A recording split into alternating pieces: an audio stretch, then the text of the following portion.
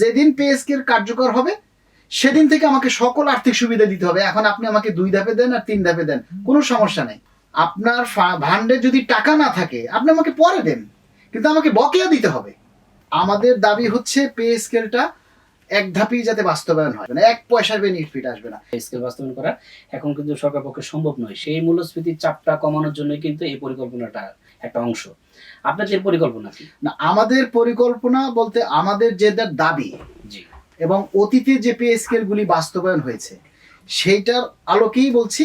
আমাদের দাবি হচ্ছে পে স্কেলটা এক ধাপেই যাতে বাস্তবায়ন হয়, কিন্তু যদি সরকারের কোষাগারে বা অর্থনৈতিক অবস্থায় সমস্যা থাকে, দেশের অর্থনৈতিক অবস্থাটাও আমরা সরকারি কর্মচারী হিসেবে আমাদের ভাবা উচিত এবং ভাবা উচিত বলে আমরা মনে করি।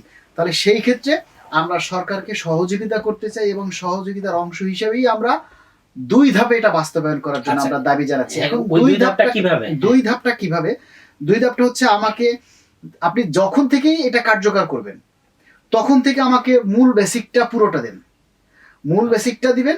আর পরবর্তী অর্থ বছরে বা 6 মাস পরে আমাকে আর্থিক সুবিধা অন্যান্য যেগুলি আছে ভাতাদি সেগুলি আপনি পরবর্তী ধাপে আমাকে বাস্তবায়ন করবেন। কিন্তু আমাকে যেই তারিখে পে স্কেল আপনি কার্যকর করবেন সেই তারিখ থেকেই আমাকে সকল আর্থিক সুবিধা আমাদেরকে দিতে হবে। কেননা আপনি আমাকে একটা পে স্কেল দিলে 5 বছরের জন্য, ওই 5 বছরের জন্যই আমাকে সমস্ত আর্থিক সুবিধা আপনাকে দিতে হবে এবং দেয়াটা মানে দায়িত্ব। এখন আমাকে যদি 50% এখন দেন আর 50% যদি 1 বছর পরে দেন, আবার তৃতীয় বছরে গিয়ে যদি আমাকে হাউস অ্যালাউন্স দেন, তাহলে আমাকে হাউস অ্যালাউন্স দিলেন কয় বছর, পরবর্তীতে গিয়ে 2 বছর। সেই হিসেবে যদি আমাকে 5 বছর পর আরেকটা পে স্কেল দেন, তাহলে আমাকে হাউস অ্যালাউন্স বা অন্যান্য ভাতা দিলেন কয় বছর, যদি তৃতীয় বছরে আপনি কার্যকর করেন 2 বছর।